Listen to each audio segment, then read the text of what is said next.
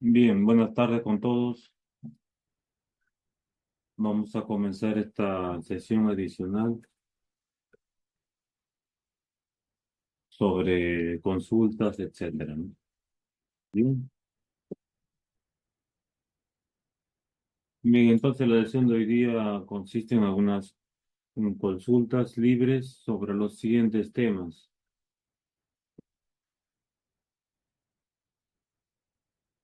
Mecánica de suelos, vamos a ver, diseño de cimentaciones superficiales y profundas.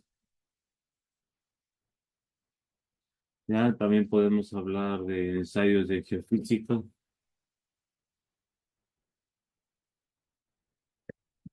¿Ya? Estabilidad de taludes,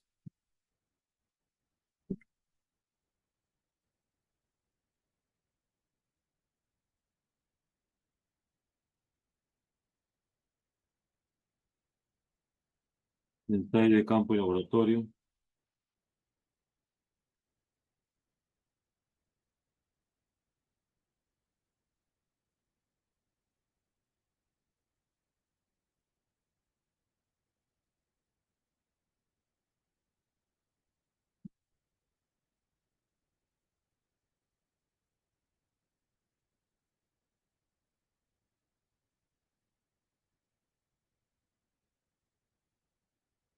ensayo de campo y laboratorio, ah, licuación de suelos,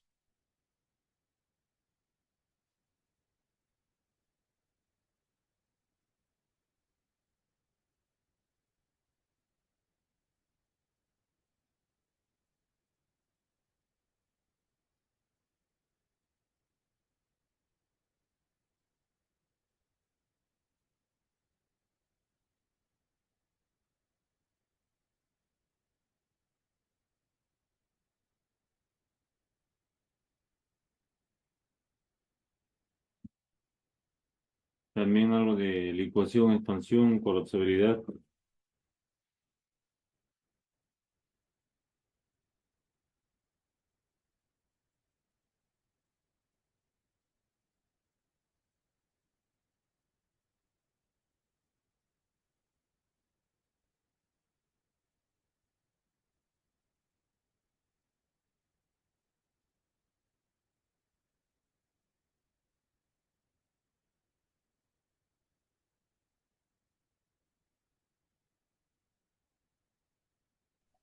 Primero, buenas noches. Hola. Sí, Ingeniero, ¿qué tal? Disculpe, solo que tenía una duda con respecto al tema, al tema de los ensayos de geofísica. Los ensayos de geofísica, en sí, por lo que yo puedo entender en las clases, tienen la finalidad de determinar el, el módulo de la suelo y conocer los estratos, ¿no? Pero no me quedó claro esa idea, ¿no? Con respecto a ello. se escuchó muy entrecortado, no, no se logró identificar nada. Ahí me escucha, ingeniero, ¿me logro escuchar? Más o menos, pero no está, no se escucha nítido. Ahí me logro escuchar. Sí, vamos a ver, repita su conjunto.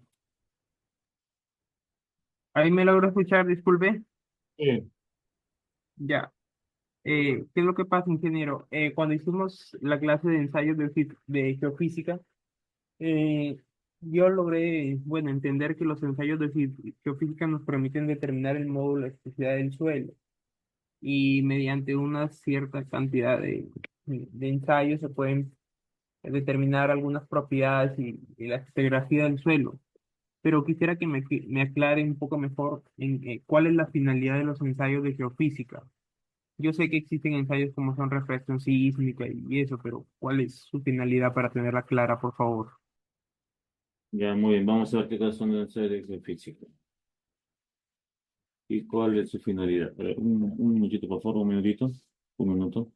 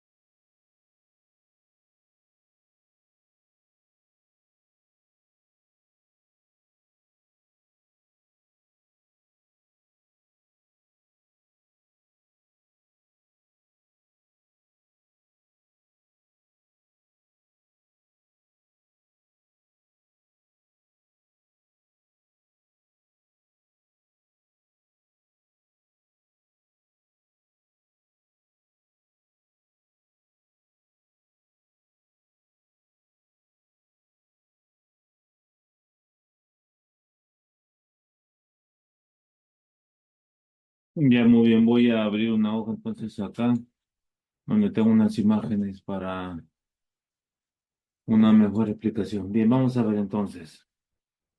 Rápidamente, en relación con los ensayos de geofísica, lo que se emplean de manera general en la ingeniería geotécnica son los siguientes. Primero tendremos los ensayos de refracción sísmica y más W. Son dos ensayos diferentes, o mejor dicho, dos ensayos que se realizan con el mismo equipo y se pueden realizar de forma simultánea o en paralelo. Y luego tendremos el ensayo de tomografía eléctrica.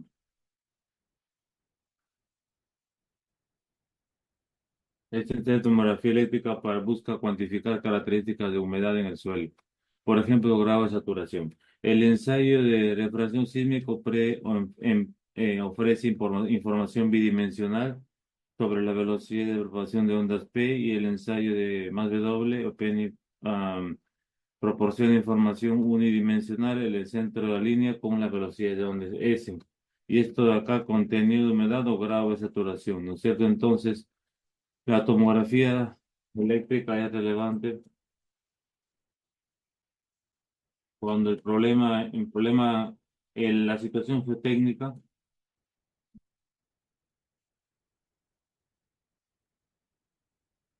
involucra eh, la humedad, ¿ya? Y luego tenemos, por otro lado, estos ensayos en donde se puede emplear la información de velocidad de propagación secundaria y velocidad de propagación primaria, de acuerdo a los ensayos de geofísica. Y estos resultados son los siguientes, vamos a ver. ¿Ya? Entonces, basado en la teoría de la elasticidad, ya entonces vamos a aplicar una de estas relaciones, ¿de acuerdo? Que será la siguiente, ¿ya? Con esto que se obtiene, con esto se obtiene el módulo de elasticidad. Este módulo de elasticidad acá está haciendo función de la velocidad de propagación y del peso específico del suelo, que a este nivel de aproximación se puede asumir, ¿no es cierto? Bien, entonces con esto se obtiene un módulo de elasticidad, pero este módulo de elasticidad es obtenido para pequeñas deformaciones, ¿no es cierto? O sea, si acá está el esfuerzo de formación, la curva de esfuerzo de formación, por ejemplo, está de acá, y el módulo de elasticidad que se está encontrando o que se está estimando sería este de acá, ¿no? Fundamentalmente un módulo correspondiente para pequeñas deformaciones, ¿no? Por ejemplo, hasta acá, ¿no? Del orden de 0,01%, por ejemplo, ¿no? Entonces, acá trazando una recta vertical, ¿no es cierto? ¿Ya? Y de este punto de intersección, desde ese punto, vamos a decir, hasta ese punto, trazamos una recta secante, ¿no? Ahí está. ¿Mm? Este sería su módulo, sería el módulo especial que resulta de esta operación, ¿no? Entonces, el módulo de elasticidad luego va a tener que llevarse o sea, se va a calcular en función de B sub P y B sub S, pero este módulo de elasticidad no se emplea para fines de ingeniería de cálculo de desplazamientos o asentamientos. La utilidad de este ensayo es estos ensayos es porque permite obtener variaciones de la rigidez con la profundidad. Por ejemplo, si esta es la velocidad de propagación primaria, ¿no es cierto? Bien. Entonces acá estamos a ver una tendencia, ¿no?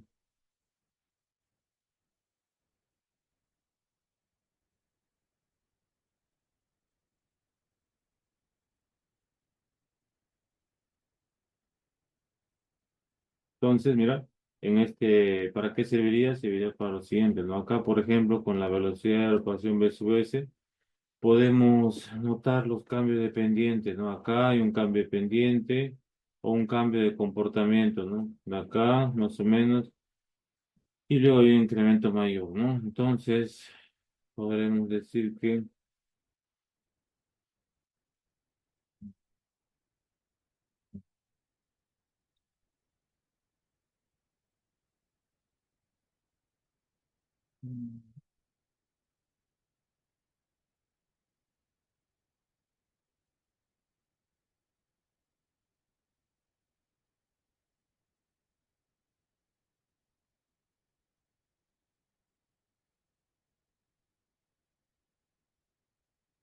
Entonces, a esta profundidad diremos que más o menos, a esta profundidad diremos que más o menos varía el tipo de suelo, ¿no?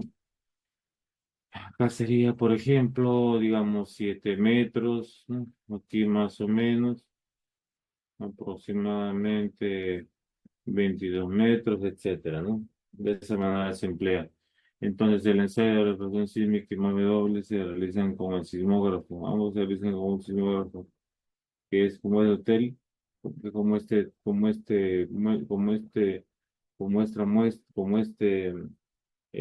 este incremento, ¿no es cierto? Y luego tendremos la velocidad de propagación primaria, que es en dos dimensiones. Entonces,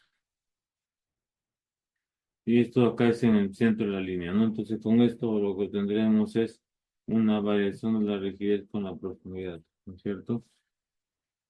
Entonces, este ensayo se realiza con un sismógrafo, ¿ya?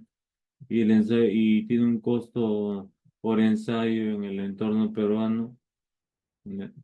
Eh, entre, entre 1.500 y 2.200 soles el, eh,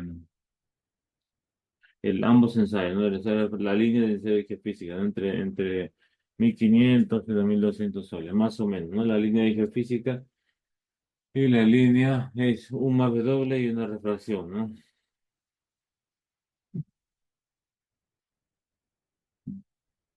Entonces, de esta manera sería. ¿Lo claro? Sí, ingeniero, quedó claro. Ya, muy bien, muy bien.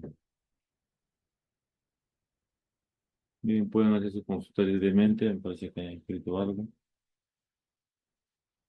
Vamos a ver, vamos a ver, vamos a ver. Ahí hicieron una pregunta. Si se tiene un suelo gravoso con arcilla, mm,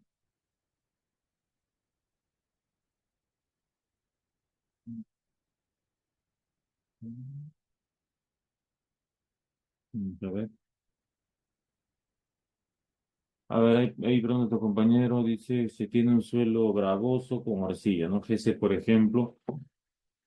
Supongamos GC, ¿no? Ahí pregunta tu compañero, suelo gravoso con arcilla.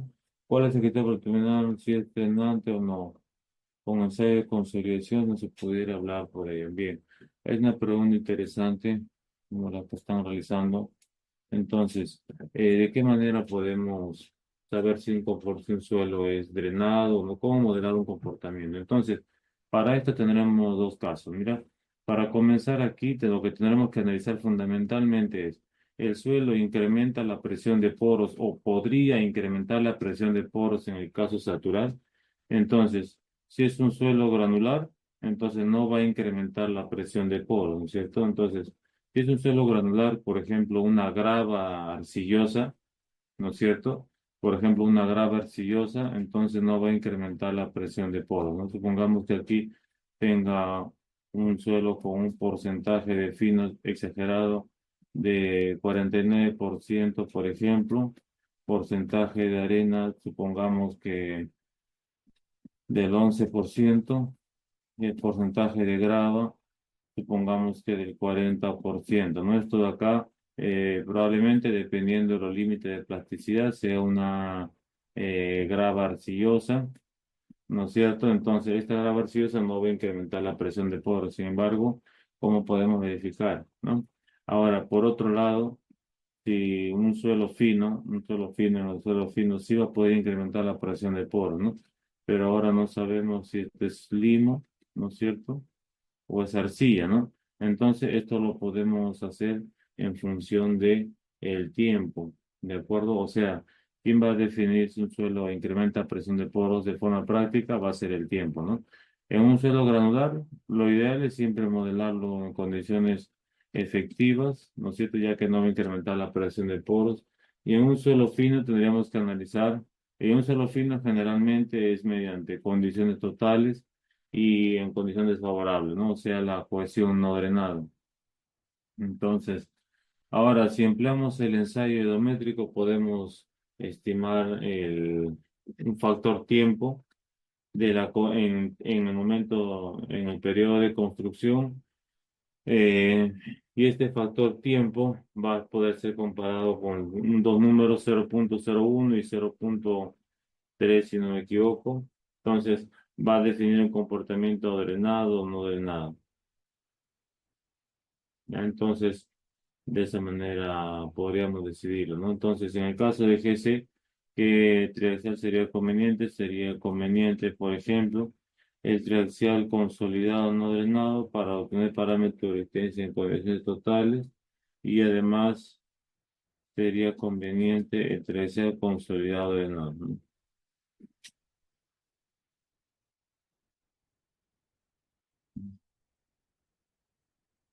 ¿Ya? Y si es un suelo cohesivo, entonces ahí podemos realizar ambos ensayos para obtener parámetros a largo plazo y a corto plazo. Muy bien. No sé si eso responde su pregunta. Se puede realizar el ensayo de consolidación y con el coeficiente de consolidación vertical podríamos hacer un cálculo.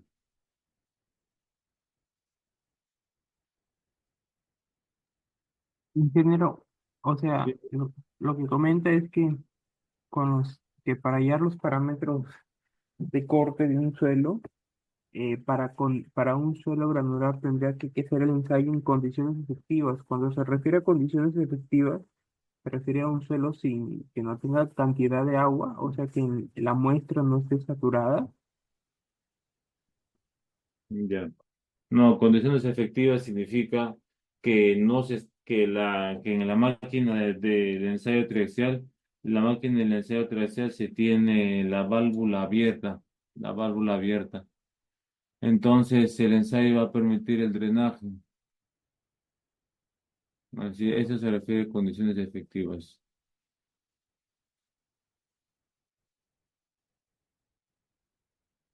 Ujú.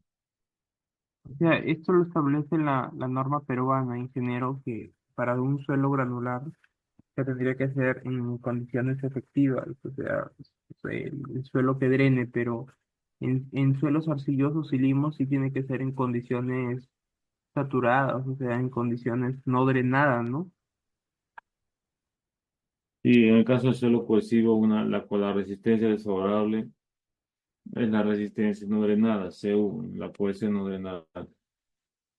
Así es, así es. ¿Ya? Eh, y esto se puede diferenciar con el ensayo dedométrico, ¿no? Con el ensayo dedométrico tenemos un coeficiente de conservación vertical.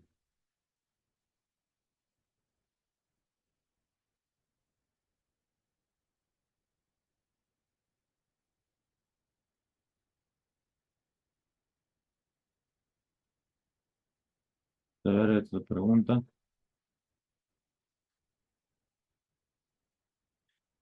Hay profesor compañero, cuando el factor de seguridad en el análisis de estabilidad es menor a uno, se requiere calcular hasta qué posición se encuentra la deformación calculada y por ende el método de Newmark, dicho desplazamiento de Newmark, Madrid, etcétera.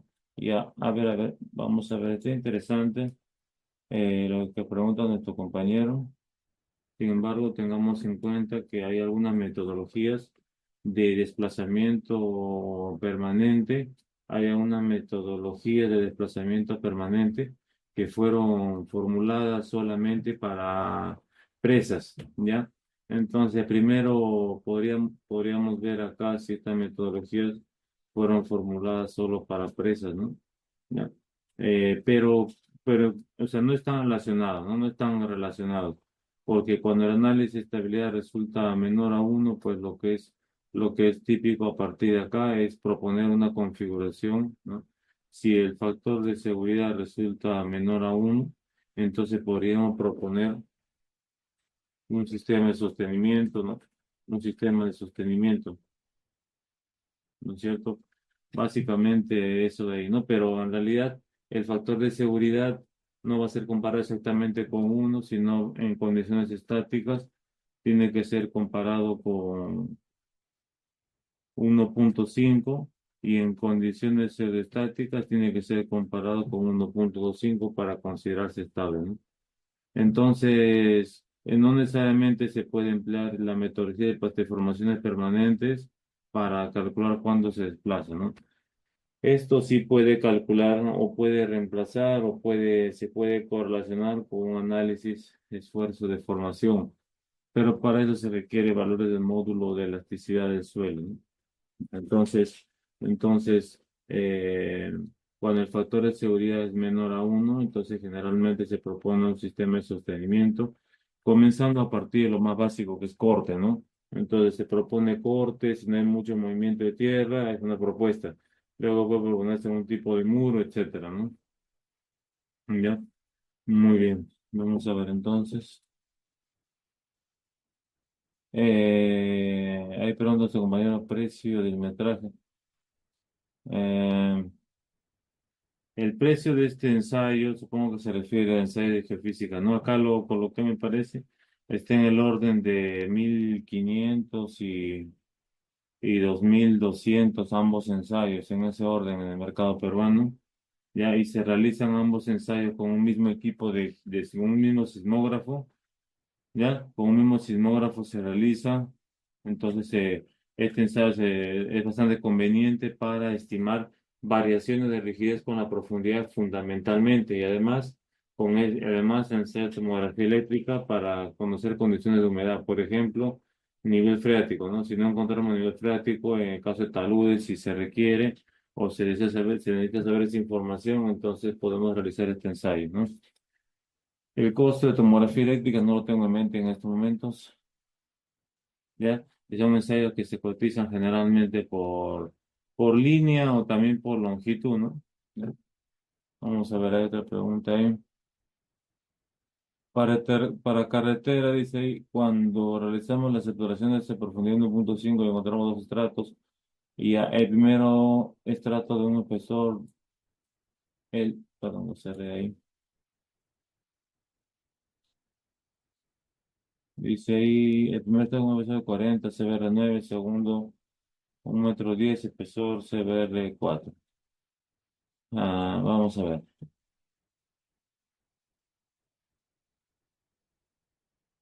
Vamos a colocarlo aquí, esta consulta.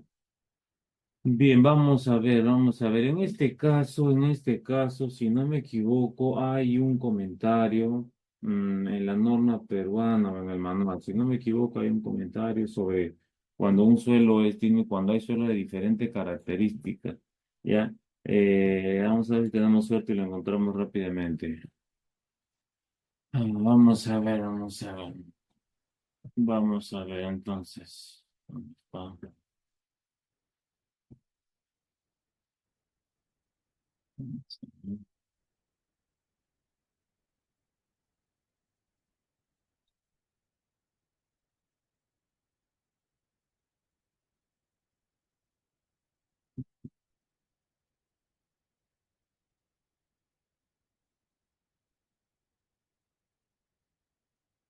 Cortito mi pantalla.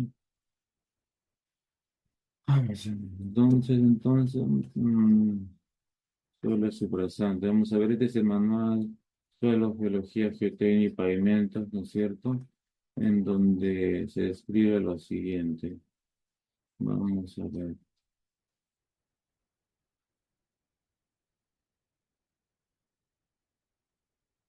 Ya no recuerdo acá exactamente dónde está, la verdad, pero sí, yo recuerdo que hay un comentario relacionado a esto. Sin embargo, vamos a analizarlo.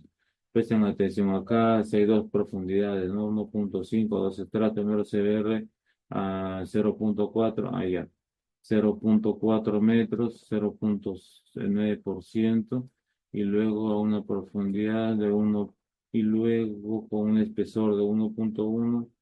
CBR4. Bien, vamos a ver, vamos a ver. En este caso, mira, el CBR es 9% y acá el CBR es 4%. Entonces, el suelo es subrasante deberá garantizar una profundidad mínima, ¿ya? Que va a representar el CBR, si no me equivoco, son 60 centímetros y es el número que queremos encontrar, ¿ya? Entonces, si el mínimo 60 centímetros, entonces, vamos a ver dónde estaría esto. Me parece que aquí, especificaciones técnicas generales para la construcción. Vamos a ver, tiene que estar por acá.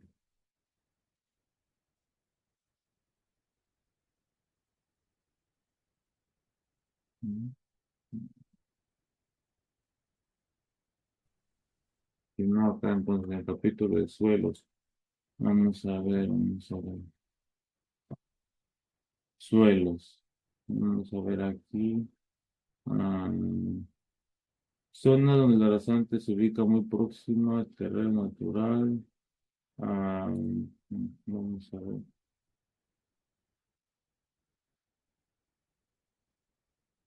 Ya, le recomiendo revisar acá la norma de eh, suelo, geología, geotécnica y pavimentos. Por ahí en alguna parte hemos colocado, eh, incluso en la sesión también, vamos a ver si tenemos suerte y lo encontramos. Un 0,6. Para que se apoye el afirmado del futuro del pavimento requiere que los últimos 60 centímetros, etcétera. Entonces, los 60 centímetros deben garantizar el 6%. Entonces, acá que tenemos, pues acá tenemos 40 centímetros.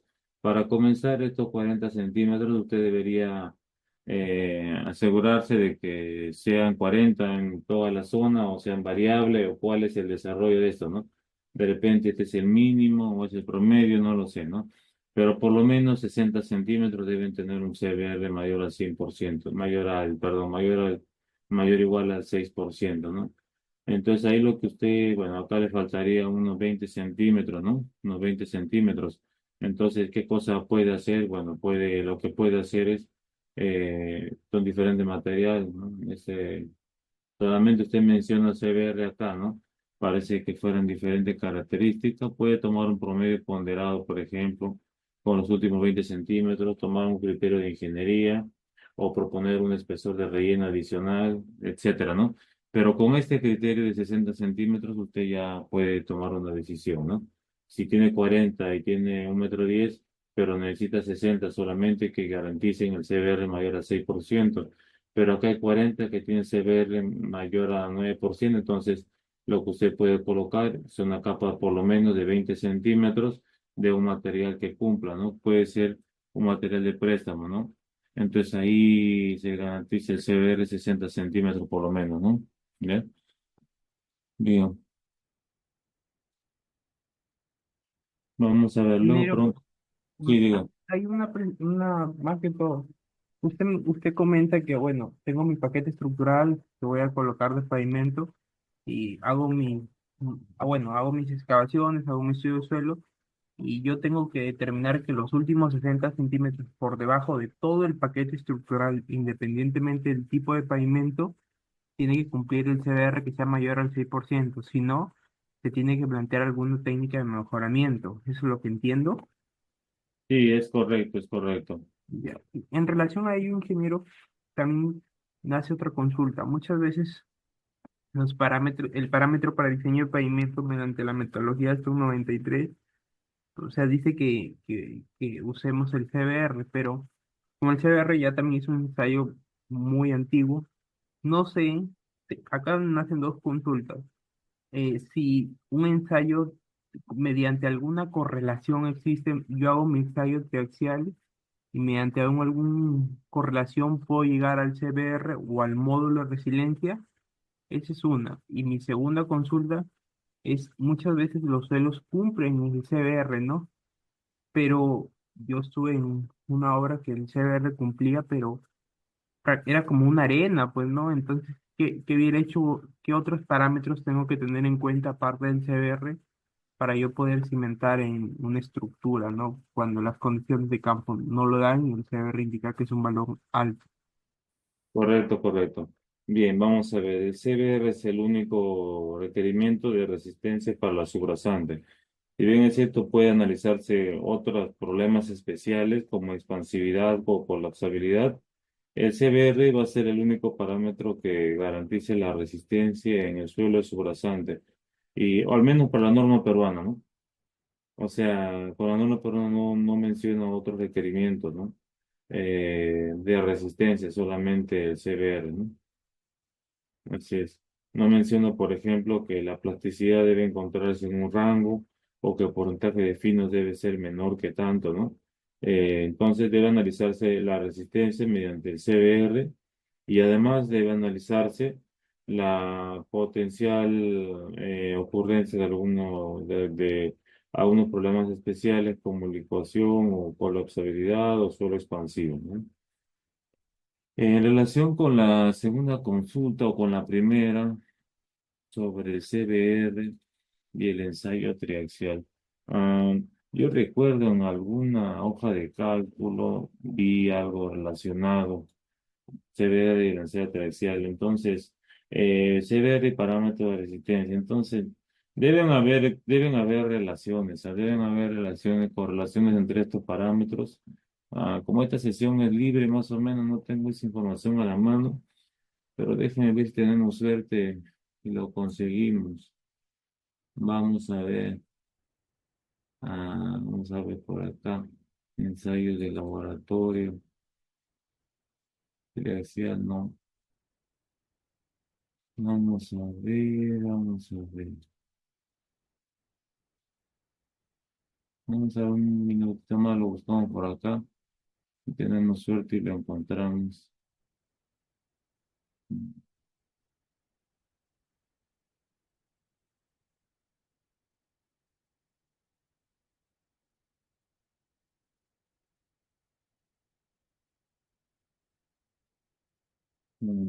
Yo sí recuerdo haberlo visto hace poco, unas semanas atrás, pero no le presté atención. No sé dónde está ese documento, este de acá no es. Pero me parece haber leído que había una relación entre CDR, vamos a ver, vamos a ver aquí.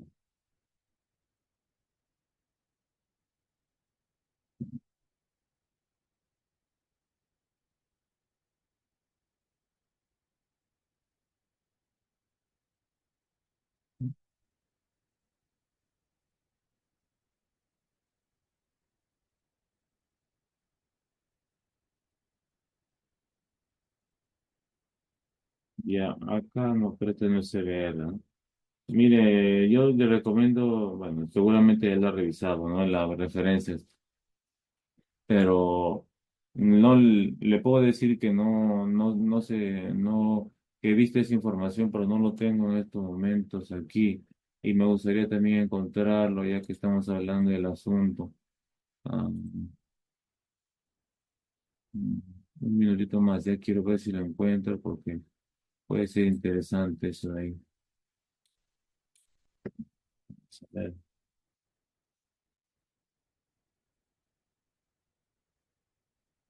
vamos a ver un poquito. Mm, Me parece que no lo encuentro.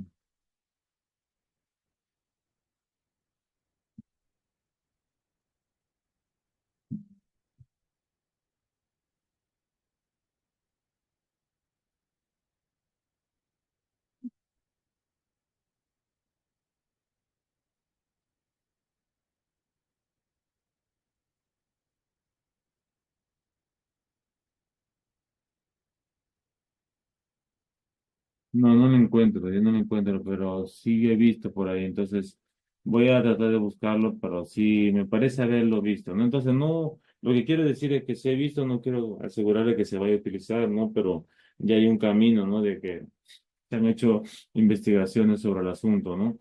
Entonces en esa hoja de cálculo tengo ahí la referencia, que es lo más importante, ¿no? Ahí puede usted buscar, ¿no? Entonces no lo encuentro en estos momentos. Ujú. Bien. Pero nuestro compañero Raúl Morales, el procedimiento de CIDE Idris para licuación de suelos. Bien, el procedimiento de Sidre para la ecuación de suelo básicamente consiste en lo siguiente. Mediante el método de procedimiento de Sidre se va a estimar un factor de seguridad al potencial de la ecuación, ¿no? Y el factor de seguridad potencial de la ecuación se define como las fuerzas, o como la fuerza cíclica, esfuerzo cortante cíclico actuante, no, resistente en el numerador respecto al actuante. Entonces, esfuerzo cortante cíclico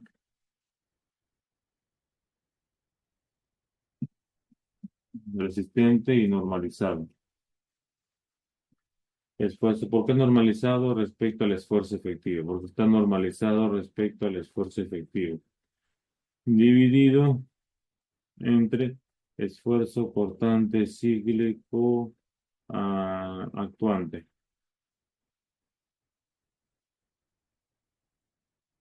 ¿Ya? Actuante.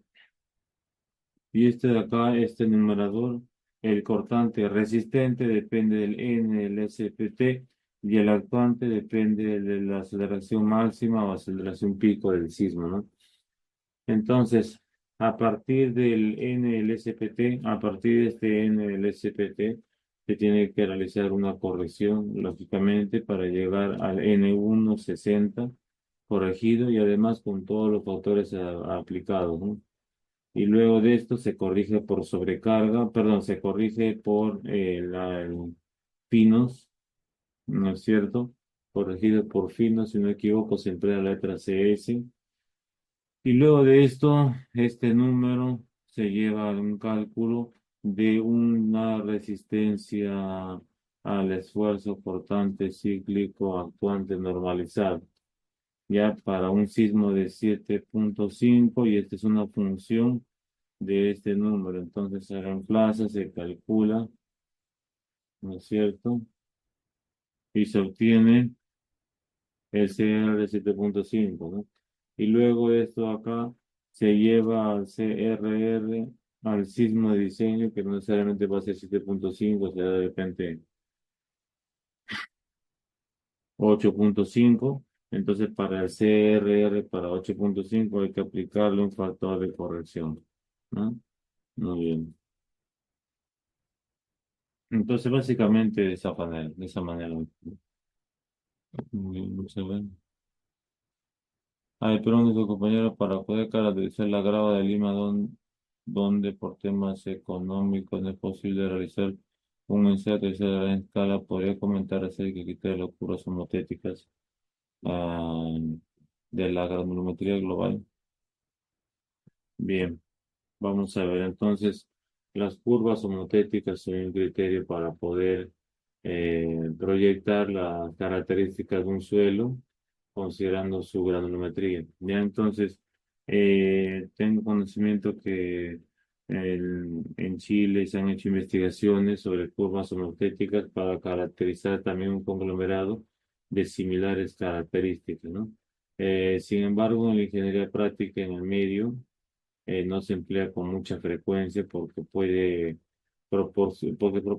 proporcionar este procedimiento valores de resistencia elevados o características elevadas de resistencia, lo cual es congruente, ¿no? Con la naturaleza del suelo, ¿no? Sin embargo, este conglomerado es variable, pone el conglomerado de Lima, entonces, ¿cómo caracterizar la resistencia? Con un ángulo de fricción, entonces, para eso lo que se hace generalmente es analizar la fracción fina. La fracción fina de conglomerado está conformado por arena limosa o arena uniformemente granulada. Entonces está suponiendo de que las fallas ocurren solamente por la arena limosa, ¿no es cierto? Y no por la partícula de mayor tamaño, lógicamente, ¿no? Entonces, eh, acá yo recomendaría que revisen alguna información sobre los ensayos que se han realizado para el conglomerado en Santiago de Chile, ¿de acuerdo? Vamos a ver si tengo acá alguna información sobre curvas homotéticas en mis referencias. Vamos a ver.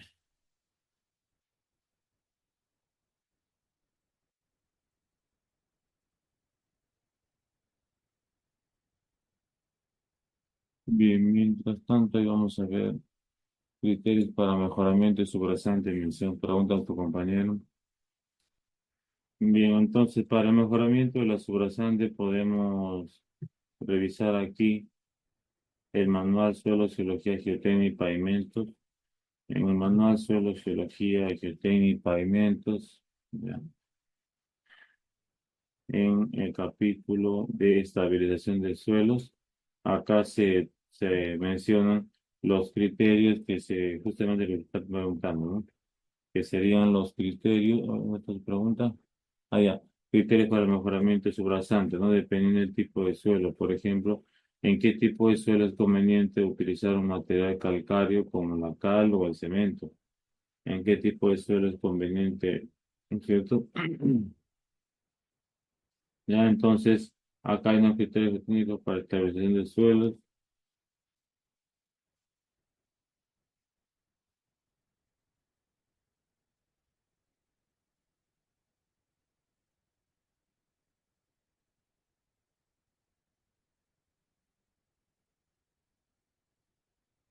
Ya, entonces acá, por ejemplo, podemos encontrar diferentes criterios, ¿no?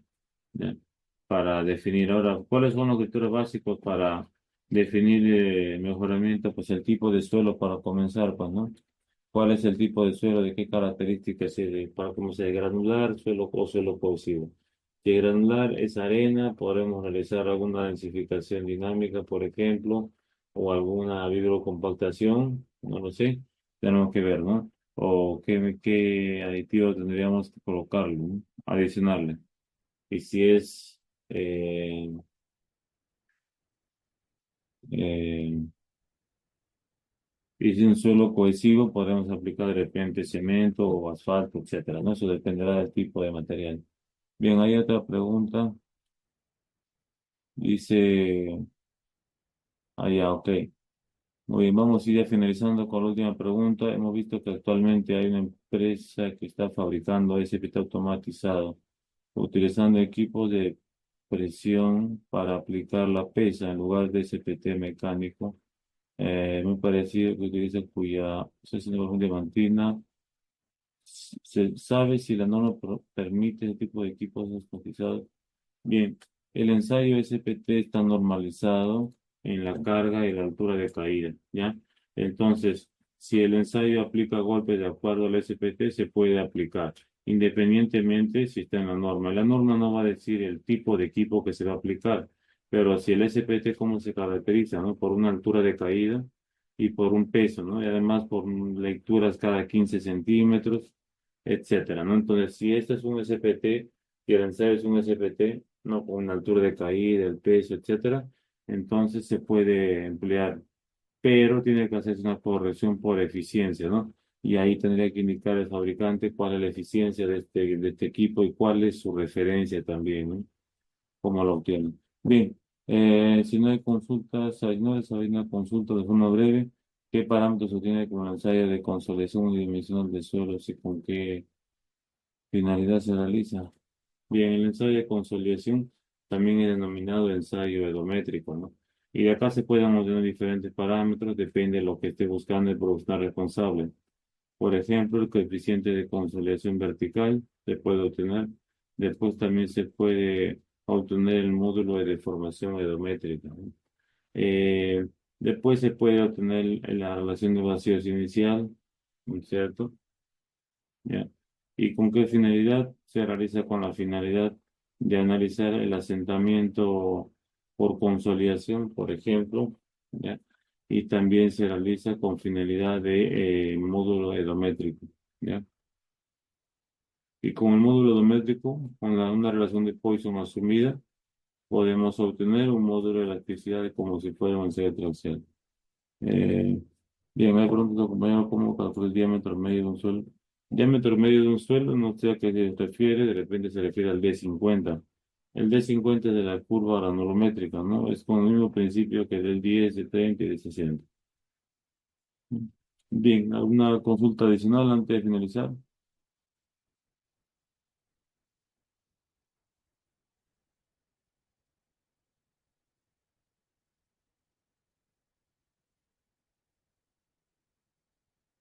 Muy bien, si no hay consulta, entonces, estimados, quedan invitados a los siguientes cursos. Y entonces acá dejo mi dato para cualquier comunicación y pueden comunicarse o también por medio del centro. ¿Ya? Vamos a ver. ¿Ya? Bien, listo, entonces, gracias por la asistencia. Nos vemos la próxima.